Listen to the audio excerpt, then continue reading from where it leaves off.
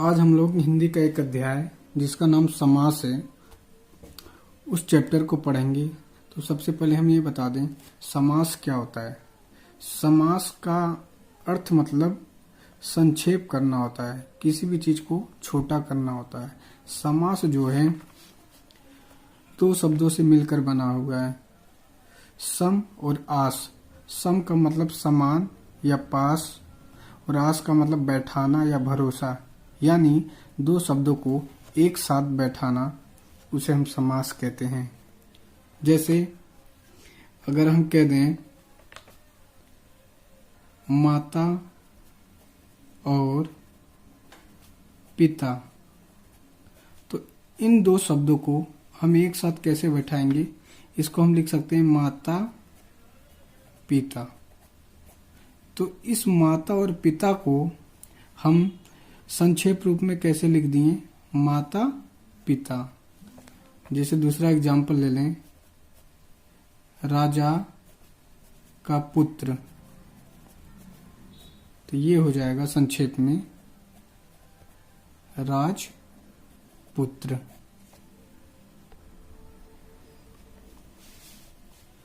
जैसे यहाँ पे एग्जाम्पल दिए राजा का पुत्र, तो इस राजा को पुत्र को हम संक्षेप में कैसे लिखेंगे, राजपुत्र। अब आते हैं समास का डिफिनेशन देखते हैं। समास का डिफिनेशन क्या होता है।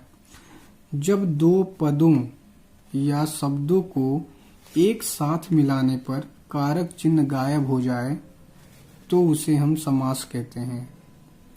दिया है जब दो पदों या शब्दों को एक साथ मिलाने पर कारक चिन्ह गायब हो जाए तो उसे हम समास कहते हैं। जैसे माता और पिता, अब इन दोनों को हम एक साथ मिला दें, माता पिता, तो यहाँ जो हमारा कारक चिन्ह और था ये क्या है, ये गायब हो जा रहा है। इसी को क्या कहते हैं, समास कहते हैं। जैसे गंगा का जल, तो इसको जब हम एक साथ लिखेंगे तो यहाँ पे क्या होता है, गंगा जल बन जाता है। और ये जो बीच के जो कारक हैं ये विलुप्त हो जाता है, मतलब गायब हो जाता है। इसी को समास कहते हैं। जैसे हम अगला चिन्ह ले लें, माता और पिता, तो इसको हम संक्षेप में लिखेंगे माता पिता। यहाँ बीच से क्या है और क्या हो जा रहा है, गायब हो जा रहा है। अगला एग्जाम्पल सुबह और शाम, तो इसको हम संक्षेप में लिखेंगे सुबह शाम। तो यहाँ से जो और है कारक चिन्ह ये गायब हो जा रहा है।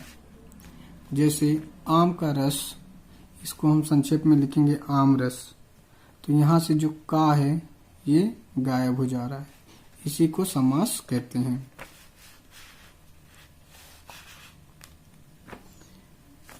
अब आते हैं अगले उदाहरण पर। जैसे दिया है गंगा का जल, जैसे दिया है गंगा का जल, तो यहाँ जो गंगा है हमारा, इसे हम पूर्व पद कहते हैं और कारक चिन्ह के बाद वाले पद को हम उत्तर पद कहते हैं। और इसे गंगा को हम शब्द भी कह सकते हैं जब कारक चिन्ह साथ में ना हो, और जल को भी हम शब्द कह सकते हैं जब कारक चिन्ह साथ में ना हो।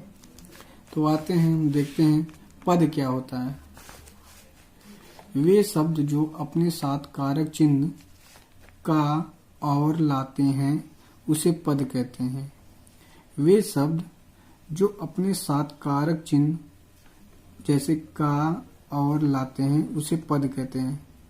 जैसे यहाँ पे दिया है गंगा का जल, यहाँ जो गंगा शब्द है अपने साथ क्या ले आ रहा है, का कारक चिन्ह लेके आ रहा है ना, इसलिए इसे गंगा को हम पद कहते हैं। यहाँ जल को भी हम पद कहते हैं। अब आते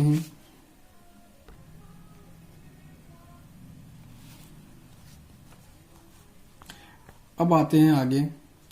जैसे दिया है पूर्व पद क्या होता है, कारक चिन्ह से पहले आने वाले शब्द को पूर्व पद कहते हैं। जैसे गंगा का जल, जैसे गंगा का जल, यहाँ कारक चिन्ह क्या है हमारा, का है। इससे पहले कौन सा शब्द आ रहा है, गंगा आ रहा है, इसलिए इसे क्या कहते हैं, पूर्व पद कहते हैं। और कारक चिन्ह के बाद में आने वाला शब्द जल है, इसे कहते हैं उत्तर पद। और ये जो बीच में जो शब्द आ रहा है इसको कहते हैं कारक। कारक। तो आगे दिया उत्तर पद क्या होता है, कारक चिन्ह के बाद आने वाले शब्द को उत्तर पद कहते हैं। तो यहाँ कारक चिन्ह के बाद कौन सा शब्द आ रहा है, जल आ रहा है, इसलिए इसे उत्तर पद कहते हैं। कारक। कारक क्या होता है, पूर्व पद और उत्तर पद के बीच आने वाले चिन्ह को कारक कहते हैं। तो यहाँ हमारा पूर्व पद और उत्तर पद के बीच में कौन सा कारक आ रहा है, का आ रहा है, इसी को क्या कहते हैं, कारक चिन्ह कहते हैं। अब आते हैं समास विग्रह पर। समास विग्रह क्या होता है, जब दो पदों पूर्व पद और उत्तर पद को अलग करने पर कारक चिन्ह आ जाए तो उसे हम समास विग्रह कहते हैं। कहने का मतलब, जैसे माता पिता, इनको जब हम विग्रह करेंगे तो ये विग्रह होता है माता और पिता। तो यहाँ पे कारक चिन्ह क्या आ जा रहा है, और आ जा रहा है। जैसे अगला एग्जाम्पल ले लें, राम मंदिर, तो इनका समास विग्रह करेंगे तो ये हो जाएगा राम का मंदिर, यहाँ कारक चिन्ह प्राप्त हो जा रहा है। अगला एग्जाम्पल ले लें, राजपुत्र, इसका समास विग्रह करेंगे तो राजा का पुत्र। अगला एग्जाम्पल ले लेते हैं, रसोई घर, तो इसका समास विग्रह करेंगे रसोई के लिए घर। तो यहाँ पे समास विग्रह करने पर कारक चिन्ह प्राप्त हो जा रहा है, इसलिए इसे समास विग्रह कहते हैं। समास के प्रकार। समास उत्पत्ति के आधार पर 4 प्रकार के होते हैं। कौन कौन से, अव्ययी भाव समास, तत्पुरुष समास, द्वंद्व समास और बहुब्रीहि समास। लेकिन समास प्रकार के आधार पर देखा जाए तो यह मुख्य रूप से 6 प्रकार के होते हैं। कौन कौन से, अव्ययी भाव समास, दूसरा तत्पुरुष समास, और यही तत्पुरुष समास 2 भागों में बटा हुआ है, जिसे हम तीसरा कह सकते हैं कर्मधारय समास, चौथा कह सकते हैं द्विगु समास, और पांचवा कह सकते हैं द्वंद्व समास, और छठवा कह सकते हैं बहुब्रीहि समास। अब हम यहाँ पे समास का कुछ संरचना स्ट्रक्चर देख लेते हैं। जैसे समास पहला दिया हुआ है अव्ययी भाव समास। इसमें क्या होता है, अव्ययी भाव समास पहले नंबर पे आता है, इसलिए इसमें क्या हो जाएगा, पूर्व पद प्रधान हो जाएगा। उसके बाद दूसरे नंबर पर तत्पुरुष समास आता है, इसलिए उसका दूसरा पद अर्थात उत्तर पद प्रधान होगा। जब तत्पुरुष समास का उत्तर पद प्रधान होगा तो कर्मधारय और द्विगु समास के भी उत्तर पद प्रधान होंगे। तीसरा आता है द्वंद्व समास। द्वंद्व समास में दोनों पद प्रधान होते हैं, और बहुब्रीहि समास में कोई भी पद प्रधान नहीं होता है। कहने का मतलब दोनों पद प्रधान नहीं होते हैं। प्रधान का मतलब क्या होता है, जिस शब्द की वैल्यू मतलब महत्व ज्यादा हो हम उसे उसकी प्रधानता दे देते हैं। अब आते हैं, हम पहला समास पढ़ते हैं, अव्ययी भाव समास। तो इसमें पूर्व पद प्रधान और अव्यय हो या उपसर्ग हो और उत्तर पद समूह में ना हो, अव्ययी भाव समास कहलाता है। यहाँ संख्या एक अव्यय है जिसको लिंग वचन कारक के द्वारा बदला नहीं जा सकता। अव्ययी भाव समास में क्या है, इसमें पहला पद जो है प्रधान होना चाहिए और एक उपसर्ग होना चाहिए, और उसका जो उत्तर पद होता है दूसरा पद वो समूह में नहीं होना चाहिए।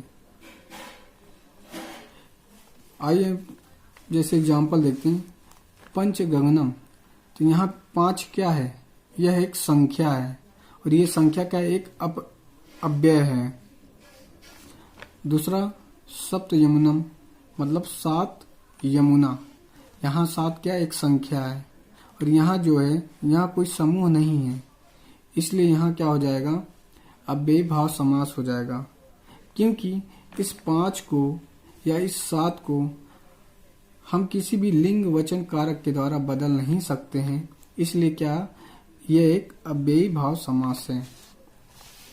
अगला एग्जाम्पल ले लेते हैं, जैसे प्रतिदिन, इसमें प्रति प्लस दिन, तो इसमें प्रति क्या है, उपसर्ग है। जैसा हमने पहले बताया, अव्ययी भाव समास में या तो पूर्व पद प्रधान हो या उपसर्ग हो। अगला एग्जाम्पल लेते हैं, आमरण। तो यहाँ आमरण का विग्रह करेंगे तो ये बन जाएगा आ धन मरण। तो यहाँ जो आ है ये क्या है, एक उपसर्ग है। चौथा देखते हैं, यथाशक्ति। इसको विग्रह करेंगे तो ये हो जाएगा यथा धन शक्ति। यहाँ यथा क्या, एक उपसर्ग है। पांचवा देखते हैं, यथा संभव। इसका विग्रह करेंगे तो ये बनेगा यथा धन संभव। तो यहाँ यथा क्या, एक उपसर्ग है। अगला एग्जाम्पल, जैसे बे खटके। तो यहाँ बे क्या है, यहाँ बे एक उपसर्ग है। अगला देखते हैं, आजन्म। तो यहाँ आ क्या है, एक उपसर्ग है। यहाँ पे कहीं समूह नहीं बन रहा है, इसलिए ये क्या है, एक अव्ययी भाव समास है। इसमें एक नोट है, अव्ययी भाव समास में जिस समास में कोई एक ही शब्द दो बार आए तो वहां अव्ययी भाव समास होगा। कहने का मतलब, हम अव्ययी भाव समास की पहचान देखते ही कर सकते हैं। जैसे दिया बीचों बीच, तो यहाँ पे इस समास में बीचों बीच मतलब बीच बीच दो बार आया, बीचों धन बीच, यानी बीच बीच दो बार आ रहा है। अगला रातों रात, इसमें रात दो बार आ जा रहा है, रात धन रात। अगला हाथों हाथ, इसमें भी हाथ क्या है, दो से अधिक बार आ जा रहा है, दो बार आ जा रहा है, हाथ धन हाथ। तो इसलिए हम कह सकते हैं यहाँ पे अव्ययी भाव समास होगा। अब आते हैं अगले समास पर, तत्पुरुष समास क्या होता है। इस समास में उत्तर पद प्रधान होता है और इसमें यदि समास का विग्रह करने पर कारक चिन्ह आ जाए तो तत्पुरुष समास कहलाता है। यह कारक के आधार पर 6 प्रकार के होते हैं। तो तत्पुरुष समास क्या होता है, किसी भी समास को विग्रह करने पर कारक चिन्ह बीच में आ जाए, जैसे का, और, से, के लिए, ये सब क्या है, तत्पुरुष समास है। आइए इनका एग्जाम्पल देखते हैं। जैसे दिया राजकुमार, तो इसका हम समास विग्रह करेंगे तो ये हो जाएगा राजा का कुमार। तो यहाँ पे जो हमें कारक चिन्ह प्राप्त हो रहा है, यहाँ का प्राप्त हो रहा है, इसलिए ये क्या है, तत्पुरुष समास है। अगला एग्जाम्पल देख लें, यज्ञशाला। इसका समास विग्रह करेंगे तो यज्ञ के लिए शाला, यहाँ पे विग्रह करने पर हमें कारक चिन्ह के लिए प्राप्त हो रहा है, इसलिए तत्पुरुष समास है। अगला एग्जाम्पल देख लें, करुणापूर्ण, मतलब विग्रह करने पर करुणा से पूर्ण प्राप्त हो रहा है, यहाँ हमें कारक चिन्ह से प्राप्त हो रहा है, इसलिए ये तत्पुरुष समास है। तत्पुरुष समास के भेद। तत्पुरुष समास के 6 भेद होते हैं। कौन कौन से, कर्म तत्पुरुष समास, दूसरा करण तत्पुरुष समास, तीसरा संप्रदान तत्पुरुष, चौथा आपादान तत्पुरुष समास, पांचवा संबंध तत्पुरुष समास, छठवां अधिकरण तत्पुरुष समास। तो आइए पहला पढ़ते हैं, कर्म तत्पुरुष समास क्या होता है। इस समास का विग्रह करने पर कारक चिन्ह को प्राप्त हो जाए तो वहां कर्म तत्पुरुष समास होता है। जैसे किसी भी समास का समास विग्रह करने पर बीच में कारक चिन्ह को प्राप्त हो तो वहां कर्म तत्पुरुष समास होगा। जैसे इसका एग्जाम्पल, गगन चुंबी। तो इसका जब हम समास विग्रह करेंगे तो यहाँ पे गगन को चूमने वाला, तो यहाँ पे जो कारक चिन्ह प्राप्त हो रहा है हमें को प्राप्त हो रहा है, इसलिए इसे हम कह सकते हैं कर्म तत्पुरुष समास। दूसरा है पॉकेट मार। तो पॉकेट को मारने वाला, इसका अगर हम समास विग्रह कर रहे हैं पॉकेट मार का तो प्राप्त हो रहा है पॉकेट को मारने वाला। यहाँ पे हमें कारक चिन्ह क्या प्राप्त हो रहा है, को प्राप्त हो रहा है, इसलिए यहाँ पे कर्म तत्पुरुष समास है। अगला मुंह तोड़, यानी मुंह को तोड़ने वाला, फिर हमें यहाँ पे को प्राप्त हो जा रहा है कारक चिन्ह, इसलिए इसे हम कह सकते हैं कर्म तत्पुरुष समास। अब आते हैं दूसरा नंबर, करण तत्पुरुष समास। इस समास का विग्रह करने पर कारक चिन्ह से के द्वारा आए तो वहां करण तत्पुरुष समास होता है। जैसे रोगग्रस्त, इसका समास विग्रह करेंगे तो ये हो जाएगा रोग से ग्रस्त। तो यहाँ पे हमें से प्राप्त हो रहा है, इसलिए ये क्या है, करण तत्पुरुष समास है। अगला करुणापूर्ण यानी करुणा से पूर्ण, यानी यहाँ में से प्राप्त हो रहा है, इसलिए यहाँ पे करण तत्पुरुष समास होगा। अगला है नेत्रहीन यानी नेत्र से हीन, तो यहाँ पे कारक चिन्ह हमें से प्राप्त हो रहा है, इसलिए हम इसे बोल सकते हैं करण तत्पुरुष समास। आते हैं तीसरे पर, संप्रदान तत्पुरुष। इसमें समास का विग्रह करने पर को किसी भी चीज को ग्रहण करने के लिए या के लिए कारक चिन्ह आए तो वहां हम बोल सकते हैं संप्रदान तत्पुरुष समास है। जैसे गुरु दक्षिणा, तो इसका समास विग्रह करेंगे तो ये हो जाएगा गुरु के लिए दक्षिणा, तो यहाँ पे हमारा समास विग्रह क्या आ रहा है, के लिए आ रहा है, तो इसलिए यहाँ पे संप्रदान तत्पुरुष समास हो जाएगा। जैसे अगला देशभक्ति, देश के लिए भक्ति, तो यहाँ पे के लिए आ रहा है, इसलिए यहाँ संप्रदान तत्पुरुष हो जाएगा। अगला हवन कुंड यानी हवन के लिए कुंड, तो यहाँ पे जो कारक चिन्ह के लिए आ रहा है तो इसलिए हम बोल सकते हैं संप्रदान तत्पुरुष समास होगा। अब आते हैं अपादान तत्पुरुष। इसमें समास का विग्रह करने पर अलग होने का अर्थ मिले तो उसे हम अपादान तत्पुरुष समास कह सकते हैं। जैसे धनहीन यानी धन से हीन, यानी मतलब एक आदमी है वो धन से क्या है, हीन हो जा रहा है, तो यहाँ एक अलग होने की भावनाएं उत्पन्न हो रही है, इसलिए हम बोल सकते हैं यहाँ अपादान तत्पुरुष होगा। दूसरा नशा मुक्ति, मतलब नशा से मुक्ति, यहाँ नशा से वो मुक्त हो जा रहा है यानी अलग हो जा रहा है, इसलिए यहाँ अपादान तत्पुरुष होगा। अगला चिंता मुक्त यानी चिंता से मुक्ति, इसलिए यहाँ पे अपादान तत्पुरुष समास होगा। आते हैं अगले, दिया है पांचवा संबंध तत्पुरुष। इस समास का विग्रह करने पर कारक चिन्ह का, की, के, ना, नी, ने, रा, री, रे आदि आए तो वहां पे संबंध तत्पुरुष समास होता है। जैसे दिया है गंगा जल, तो इसका समास विग्रह करेंगे तो ये हो जाएगा गंगा का जल, तो यहाँ पे कारक चिन्ह बीच में क्या आ रहा है, का आ रहा है। अगला मतदान यानी मत का दान, यानी यहाँ पे कारक चिन्ह क्या आ जा रहा है, का आ जा रहा है, यानी ये जो मत का दान से क्या है, संबंध है, ये गंगा का जल से क्या है, संबंध है, इसलिए यहाँ पे संबंध का तत्पुरुष समास हो जा रहा है। जैसे राजकुमार, राजा के कुमार, यानी राजा का कुमार से क्या है, संबंध है। कैसा संबंध है, ये जो कुमार है राजा का क्या है, लड़का है, इसलिए यहाँ पे संबंध तत्पुरुष समास हो जाएगा। अब आते हैं अपने छठवें, अधिकरण तत्पुरुष समास।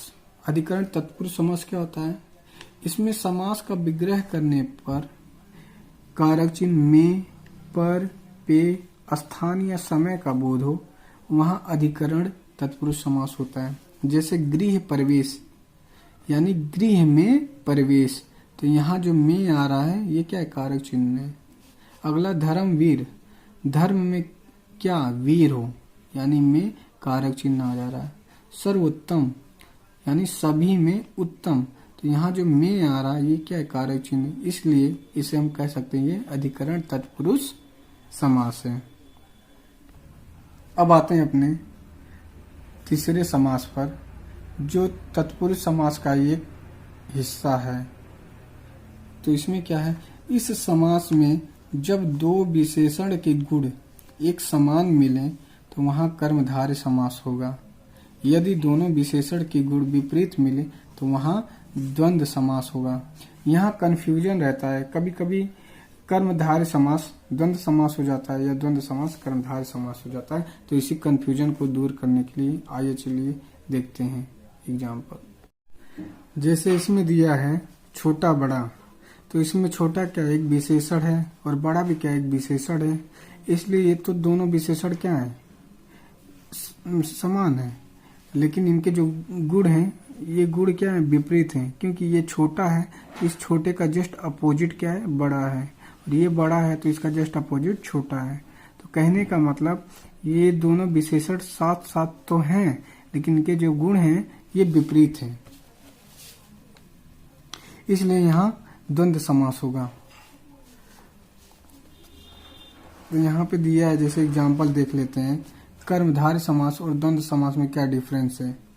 यहाँ पे जैसे दिया है दुबला पतला, तो यहाँ पे ये भी विशेषण है, ये भी विशेषण है, लेकिन क्या है, ये दुबला पतला क्या है, इनके गुण क्या है, समान है, इसलिए यहाँ कर्मधारय समास होगा। और यहाँ द्वंद्व समास में क्या है, यहाँ ऊंचा और नीचा है, यहाँ इनके गुण क्या है, जस्ट अपोजिट है, एक दूसरे के विपरीत हैं, इसलिए यहाँ पे द्वंद्व समास होगा। जब दो विशेषण विपरीत होंगे, जब दो विशेषण के गुण विपरीत होंगे तो वहाँ द्वंद्व समास होगा, और जब दो विशेषण के गुण एक समान होंगे तो वहाँ कर्मधारय समास होगा। जैसे मोटा ताजा, यहाँ एक विशेषण मोटा, ताजा विशेष्य है। चाचा मामा, इनके गुण क्या है, एक समान है, इसलिए यहाँ कर्मधारय समास हो रहा है।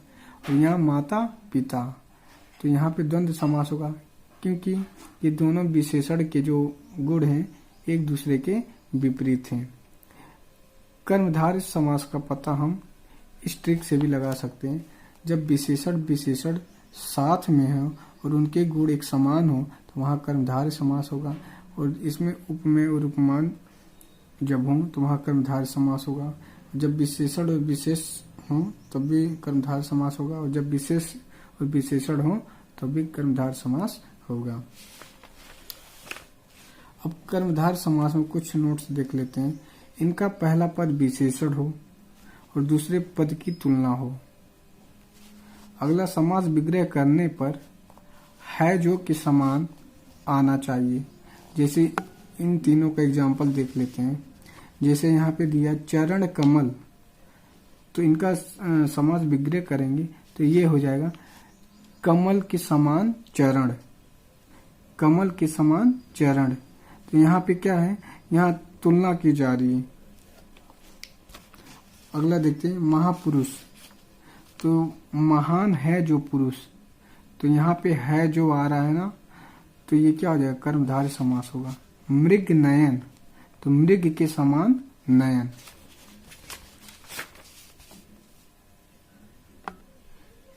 कर्मधारय समास में एक और नोट देख लेते हैं।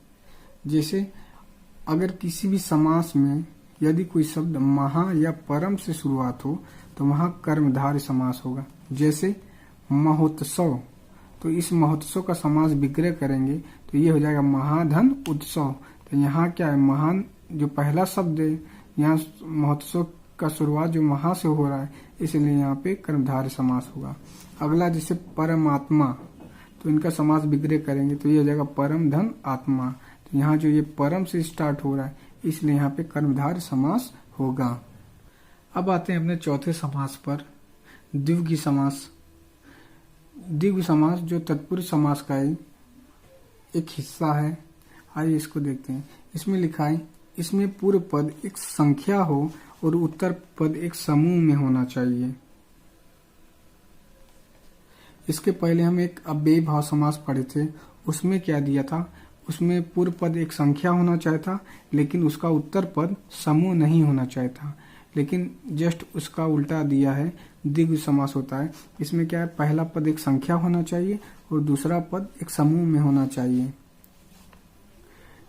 यहाँ आगे लिखा, यदि उत्तर पद समूह में न हो तो वह अव्ययी समास होगा। तो आइए इसका हम एग्जाम्पल देख लेते हैं। जैसे दिया है चौराहा, तो इसका जब हम समास विग्रह करेंगे तो ये हो जाएगा चार रास्ता। तो यहाँ पे चार जो क्या है, एक संख्या है, यानी ये पूर्व पद क्या है, एक संख्या है, प्रधान है, और इसका उत्तर पद रास्ता है। तो इसको हम बोल सकते हैं चार रास्तों का समूह। यहाँ रास्तों का समूह बन रहा है, इसलिए ये क्या है, द्विगु समास है। और अगला देख लेते हैं पंचामृत, यानी इसका समास विग्रह करेंगे तो ये हो जाएगा पांच अमृत। तो यहाँ पे कोई अमृत का समूह नहीं बन रहा है, इसलिए ये अव्ययी भाव समास हो जाएगा। द्विगु समास के और एग्जाम्पल देख लेते हैं। जैसे तिरंगा दिया हुआ है, तो इसे हम बोल सकते हैं तीन रंगों का समूह, यानी यहाँ पे क्या है, रंगों का समूह बन रहा है, इसलिए यहाँ द्विगु समास हो जाएगा। चौपाया, यानी चार पैरों वाला 4 पैरों का समूह। यहाँ पे भी क्या है, समूह बन रहा है। त्रिभुज, 3 भुजाओं वाला समूह। यहाँ पे समूह बन रहा है, इसलिए हम इसे द्विगु समास कह सकते हैं। अब आते हैं अपने 5वें समास पर, जिसका नाम है द्वंद्व समास। इसमें दोनों पद प्रधान होते हैं और इसमें समास का विग्रह करने पर और अथवा एवं आ जाए द्वंद्व समास कहलाता है। तो द्वंद्व समास में क्या होता है, दोनों पद प्रधान होते हैं, दोनों पदों की वैल्यू होती है। तो इसको विग्रह करने पर क्या बीच में कारक चिन्ह और आना चाहिए या अथवा या एवं आ जाए तो वह द्वंद्व समास कहलाता है। जैसे माता पिता, इसका समास विग्रह करेंगे तो ये हो जाएगा माता और पिता। सुख दुख, सुख और दुख। हंसना रोना, हंसना और रोना। उठना बैठना, उठना और बैठना। तो यहाँ पे बीच में कारक चिन्ह क्या आ रहा है, और आ रहा है, इसलिए हम यहाँ कह सकते हैं ये द्वंद्व समास होगा। जैसे लाभ हानि, लाभ और हानि, तो यहाँ पे कारक चिन्ह बीच में क्या आ रहा है, और आ रहा है, इसलिए हम बोल सकते हैं यहाँ द्वंद्व समास होगा। अब आते हैं अपने 6वें समास पर, बहुब्री समास। इसमें पूर्व पद एक संख्या हो और उत्तर पद एक समूह हो। इसमें अव्ययभाव के समान डिफिनेशन है। इसमें पूर्व पद एक संख्या हो और उत्तर पद एक समूह हो तथा जीव जंतु या शरीर के अंग का जिक्र हो तो सबसे पहले बहुब्रीहि समास होगा। इसमें दोनों पद प्रधान नहीं होते हैं। तो बहुब्रीहि समास में क्या होता है, बहुब्रीहि समास और अव्ययभाव समास के डिफिनेशन तो एक लग रहे हैं, लेकिन इसमें क्या है, थोड़ा सा डिफरेंस है। इसकी पहचान हम अगर समास में जीव जंतु या शरीर के किसी भी अंग का जिक्र हो जाए तो हम वहां पे बहुब्रीहि समास कह सकते हैं। अगर जीव जंतु या शरीर के अंग का जिक्र ना हो तो उसके बाद हम क्या कह सकते हैं, ये अव्ययीभाव समास होगा। तो बहुब्रीहि समास में इनके दोनों पद क्या होते हैं, प्रधान नहीं होते हैं। तो आइए इसका एग्जाम्पल कुछ देख लेते हैं। जैसे दिया है पंचमुखी, तो इसका समास विग्रह करेंगे तो ये हो जाएगा पंच यानी 5। ये इसका पूर्व पद क्या हो जाएगा, एक संख्या हो जाएगी, 5 हो जाएगी। लेकिन उत्तर पद क्या है, मुंह है। तो मुंह है तो ये क्या है, एक शरीर का अंग है ना, मुंह है, इसलिए इसे हम यहाँ कह सकते हैं ये बहुब्रीहि समास होगा। अगर ऑप्शन में बहुब्रीहि समास न दिया रहे तो इसे हम अव्ययभाव समास भी लगा सकते हैं। जैसे दिया 4 पाई, तो इसका समास विग्रह करेंगे तो 4 से ये 4 क्या है, ये एक संख्या है। इसका पूर्व पद एक क्या है, एक संख्या है, और उसका उत्तर पद क्या है, एक अंग का, एक शरीर का हिस्सा है, इसलिए यहाँ पे ये क्या होगा, बहुब्रीहि समास होगा। जैसे दिए त्रिनेत्र, इसका समास विग्रह करेंगे तो ये हो जाएगा 3 नेत्र मतलब आंख, यानी 3 एक संख्या है और आंख क्या है, एक शरीर का अंग है ना, तो इसलिए यहाँ पे ये बहुब्रीहि समास हो जाएगा। दशानन मतलब 10 आनन मतलब सिर, दशानन यानी 10 आनन मतलब सिर, यहाँ पे ये क्या हो जाएगा, बहुब्रीहि हो जाएगा। तो यहाँ हम बोल सकते हैं बहुब्रीहि समास होगा, क्योंकि सिर भी क्या एक शरीर का हिस्सा है। जैसे पंचभुज, तो यहाँ पे ये 5 क्या हो जाएगा, एक संख्या है, भुजा मतलब हाथ यानी 5 हाथ, तो यहाँ पे भी ये क्या होगा, बहुब्रीहि समास होगा। ये सब क्या है, शरीर के अंग है, इसलिए यहाँ पे बहुब्रीहि समास होगा। बहुब्रीहि समास के कुछ नोट्स देख लेते हैं। इसमें नोट दिया है, बहुब्रीहि समास में विग्रह करने पर जिसका, जिसके, वाला, वाली, वाले के साथ चिन्ह आए तो भी बहुब्रीहि समास होगा। जैसे एग्जाम्पल लेते हैं चतुर्भुज, तो इसका जब हम समास विग्रह करेंगे तो ये हो जाएगा जिसके 4 भुजाएं हों, तो यहाँ पे जिसके आ गया है कारक चिन्ह, तो ये बहुब्रीहि समास हो जाएगा। दूसरा चंद्रशेखर, यानी जिसके सिर पर चंद्र हो, तो यहाँ जिसके आ गया तो ये क्या होगा, बहुब्रीहि समास होगा। पंचमुख, जिसके 5 मुख हो, तो यहाँ पे जिसके आ गया, यानी ये क्या हो जाएगा, बहुब्रीहि समास हो जाएगा। गंगाधर, गंगा को धारण करने वाला, तो यहाँ पे करने वाला आ गया, यानी ये क्या है, बहुब्रीहि समास होगा। शूलपाणी, यानी जिसके हाथ में त्रिशूल हो, तो यहाँ पे जिसके आ गया है, यानी ये बहुब्रीहि समास होगा। धक्का मुक्की, यह क्या एक लड़ाई से संबंधित है, समास है। तो यहाँ धक्का धुक्की करने वाले, ये भी क्या है, ये बहुब्री समास हो जाएंगे।